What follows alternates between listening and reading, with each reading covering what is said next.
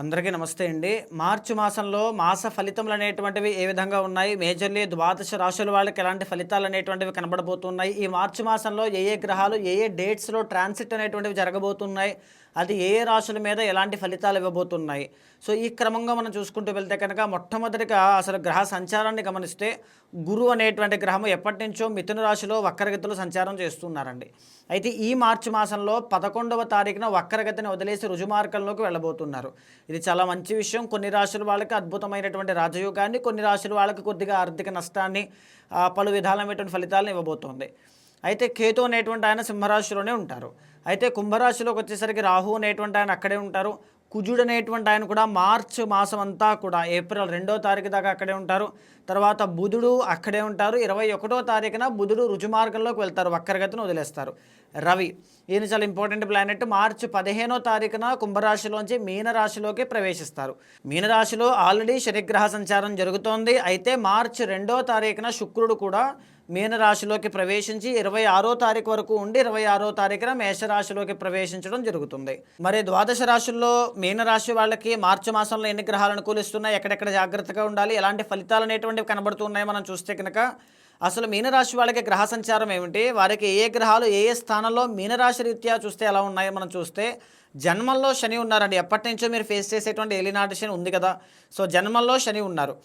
మార్చి 2వ తారీఖున శుక్రుడు మీనమైనటువంటి జన్మంలోకి వస్తున్నారు. అంటే శనితో పాటుగా శుక్రుడు యాడ్ అవుతూ ఉన్నారు. మార్చి 15వ తారీఖున రవి కూడా అక్కడికే వస్తున్నారు. సో అంటే ఇక్కడ జన్మంలోకి ఏ గ్రహాలు ఉన్నాయండి ఈ మార్చి ఎండకల్లా? రవి, శని, శుక్ర.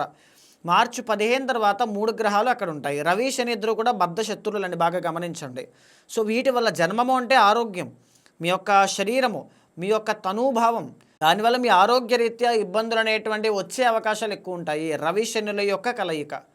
తర్వాత చూడండి 12వ స్థానం అయినటువంటి కుంభంలో ఎవరున్నారు? రాహు ఉన్నారు. 15వ తారీఖు దాకా రవి ఉంటారు, బుధుడు ఉంటారు, తర్వాత కుజుడు ఉన్నారు. 12వ స్థానం అంటే లాస్ అండి, వ్యయస్థానము. ఇక్కడ మీనరాశి వాళ్ళకి 4 గ్రహాలు ఉన్నాయనుకున్నాం కదా, 4 గ్రహాలు కూడా అనుకూలంగా లేవు.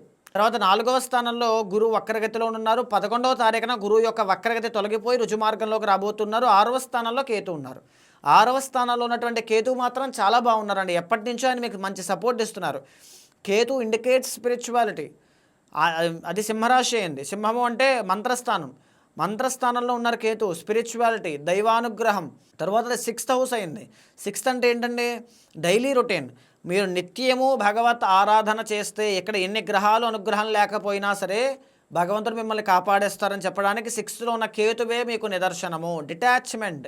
కష్టాలు వచ్చాయి, పెద్ద పట్టించుకోవద్దు, ముందుకు వెళ్ళిపోండి. కన్నీళ్ళు వచ్చాయి, పెద్ద పట్టించుకోవద్దు, ముందుకు వెళ్ళిపోండి. ఏదైనా వచ్చింది ముందుకు వెళ్ళిపోవడమే. కేతు డిటాచ్మెంట్ అండి, అదే చెప్తూ ఉన్నారు. మీరు డిటాచ్డ్గా ఉండి కష్టాలకి పట్టించుకోకుండా ముందుకు వెళ్ళగలిగితే తప్పనిసరిగా ఘన విజయం మీదే. అయితే ఇక్కడ మనం చూస్తే జన్మల్లో ఉన్నటువంటి శని ఏం ప్రభావాలు ఇస్తుంటారండి? అనారోగ్య సమస్యలు ఇస్తారు. వీటికి సంబంధించి డైజెషన్ ప్రాబ్లమ్స్ ఎక్కువగా ఇస్తారు, అరుగుదలకు సంబంధించి.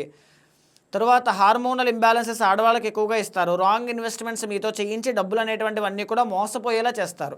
బాగా గుర్తుపెట్టుకోండి, మీనరాశి వాళ్ళు జీవితంలో ఒక్కసారైనా బలంగా మోసపోతారు, డబ్బులు కోల్పోతారు. మీ దగ్గర డబ్బు నిలబడదు. మీ సంపాదన కోట్లలో ఉన్నా మీ దగ్గర డబ్బు నిలబడదు. నా సజెషన్ ఏంటంటే, మీ దగ్గర డబ్బులుంటే ఫిక్స్డ్ డిపాజిట్లు చేయండి, లేకపోతే ఎవరికైనా ఇచ్చేయండి, ఎవరి దగ్గర దాచుకోండి, ఇలాంటివి చేయండి తప్ప మీ దగ్గర ఉన్నాయంటే కుండకి చిల్లు పెట్టినట్టుగా మొత్తాన్ని వెళ్ళిపోతాయి. ఇది బాగా గుర్తు, అవునో కదా కింద కమెంట్స్ రూపంలో తెలియజేయండి. అయితే 12వ స్థానంలో ఉన్నటువంటి 4 గ్రహాలు కూడా అదే చెప్తున్నాయి. వ్యయం అంటే ఏంటి? లాస్ అండి, వెళ్ళిపోవడం. 12వ స్థానంలో రాహువు. మీకు కనుక ఎడిక్షన్స్ కానీ లేకపోతే ఇలాంటివి ఏవైనా వ్యసనాలు లాంటివి ఏమైనా ఉంటే ఆరోగ్యం దెబ్బతింటుంది. మీరు బాగా ట్రావెలింగ్స్ అనేటువంటివి చేశారంటే ఖచ్చితంగా ఇబ్బందులు అనేటువంటివి వస్తాయి, అనారోగ్య సమస్యలు, డబ్బులు విపరీతంగా అయిపోతాయి. విదేశీ యోగం మీకు అనుకూలిస్తుంది. 12లో రాహు ఉంటే విదేశీ యోగం అనుకూలిస్తుంది. బట్ ట్రావెలింగ్స్ వల్ల మీకు ఆరోగ్య సమస్యలు వస్తాయి. 12వ స్థానంలో ఎవరున్నారు? రవి ఉన్నారు.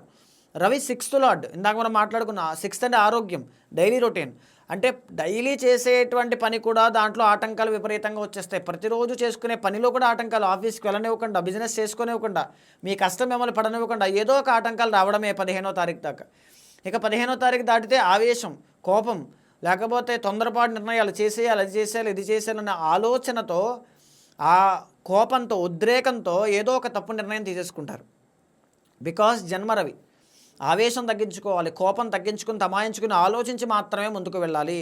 12వ స్థానంలో ఇంకెవరు ఉన్నారండి? బుధుడు ఉన్నారు. బుధుడు అనుకూలంగా లేరు. మీకు బుధుడు 4th and 7th lord. Marital లైఫ్‌లో ప్రాబ్లమ్స్, ఫ్యామిలీ లైఫ్‌లో ప్రాబ్లమ్స్, బంధుమిత్రుల యొక్క వాళ్ళతో ఏదో ఒక గొడవ రావడం, ఏదో ఒక ఇబ్బంది, వాళ్ళతో క్లాషెస్ రావడం, ఏదో ఒక మాట పట్టింపులు పెరగడం.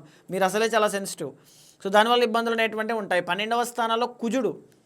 అంటే రియల్ ఎస్టేట్ చేసేటువంటి వాళ్ళు, కన్స్ట్రక్షన్ ఫీల్డ్‌లో బిల్డర్స్ కానీ, కోర్టు వ్యవహారాలు ఏదైనా ఇలాంటివి ఏవైనా ఉంటే వాటిల్లో కూడా ఆటంకాలు ఎక్కువగా వస్తాయి.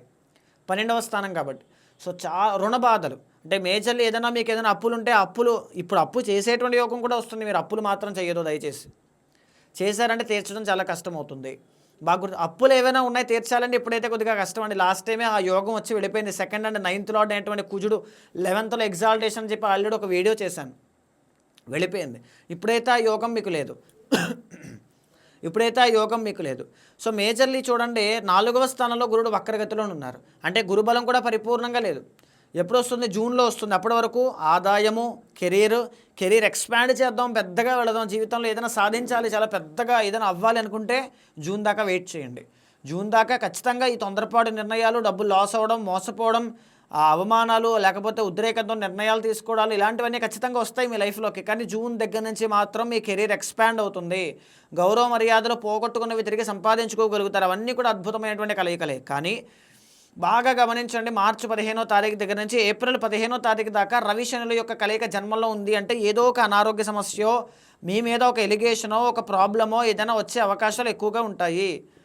చాలా చాలా జాగ్రత్తగా ఉండాల్సిందేనండి. దానికి పరిహారం ఏమిటి అంటే రవికి సంబంధించినటువంటి జాగ్రత్తలు, శనికి సంబంధించినటువంటి జాగ్రత్తలు, మీ పర్సనల్ చార్ట్లో ఏదైనా దోషాలుంటే వాటికి సంబంధించినటువంటి జాగ్రత్తలు తీసుకుంటూ వెళ్ళగలిగితే అది రెక్టిఫై అయిపోతుంది. అయితే కలిసి వచ్చే గ్రహాలు ఏంటి? శుక్రుడు, కేతు.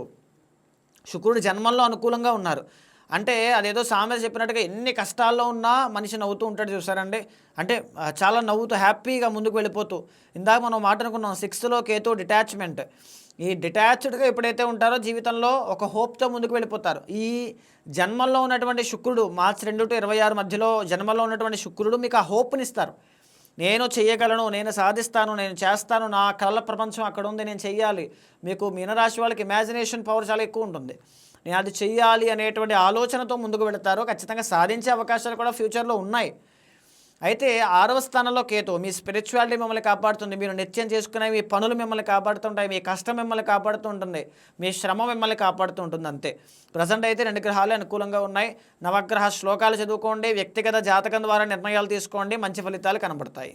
సో చూశారు కదండి, మీ యొక్క రాశికి సంబంధించింది ఏ విధంగా ఉందో ఏంటో అన్నీ కూడా.